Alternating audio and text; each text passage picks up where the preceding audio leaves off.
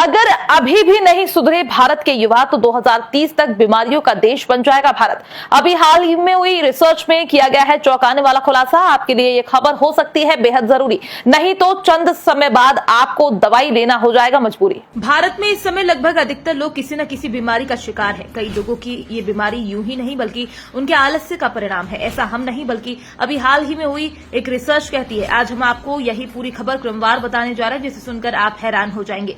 तो वहीं अगर आप जरा भी आलस्य करते होंगे तो उस आलस्य का त्याग करने का मन बना लेंगे। दरअसल अभी हाल ही में पाया गया है कि भारत के करीब 50% युवा युवती आलसी हैं, जो मुख्य रूप से शारीरिक परिश्रम नहीं करते हैं।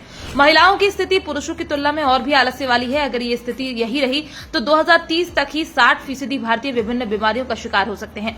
यहाँ शारीरिक श्रम का मतलब यह है कि लोग व्यायाम नहीं करते, पैदल नहीं चलते या दौड़ते नहीं है, जिससे सेहत पर बुरा असर पड़ता है। तो वहीं इसको लेकर अभी हाल ही में the Lancet global health journal में प्रकाशित एक रिपोर्ट की माने तो दक्षिण एशिया में अधिकतर वयस्क व्यायाम व अन्य शारीरिक गतिविधियों के मामले में बेहद सुस्त है। भारत में 57% महिलाएं शारीरिक रूप से सक्रिय नहीं पाई गई हैं, तो वहीं ऐसे पुरुष वयस्कों की संख्या 42% है। इसको लेकर विश्व स्वास्थ्य संगठन सहित शोधकर्ताओं की टीम ने बताया कि बालिगों के शारीरिक रूप से सक्रिय होने के मामले में भारत उच्च आय वाले एशिया प्रशांत क्षेत्र में दूसरे स्थान पर है।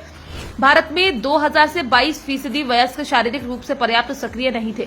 2010 में ये संख्या 34% व अब 50% तक पहुंच गई है। 2030 तक 60% वयस्कों पर मधुमेह जैसी बीमारियों की चपेट में आ सकते हैं। जानकार बताते हैं कि लंबे समय तक शारीरिक निष्क्रियता से मधुमेह और हृदय रोग सहित अन्य गैर संचारी रोगों का खतरा कई गुना बढ़ जाया करता है।